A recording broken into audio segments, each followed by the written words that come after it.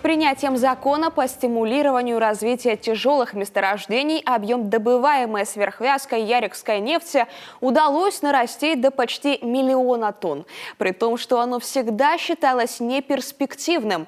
Об этом президенту России в рамках рабочей встречи сообщил президент компании «Лукойл». Стороны обсудили промежуточные итоги деятельности нефтегазового холдинга.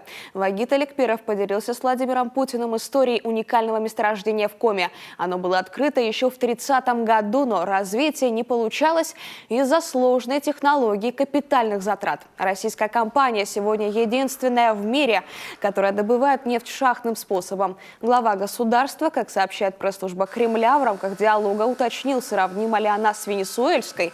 Оказалось, ухтинская нефть более вязкая, поэтому для процесса стекания ее подвергают термообработке. Также Аликперов заявил о намерении уже в этом году вместе с «Газпромом» создать совместное предприятие, правда, на территории соседнего Ненецкого округа.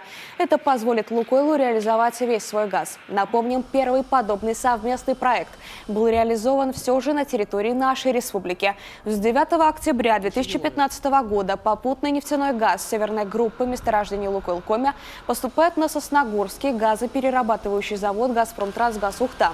По соглашению о стратегическом партнерстве до 2024 года схема газоснабжения потребителей Печорского промышленного узла была изменена.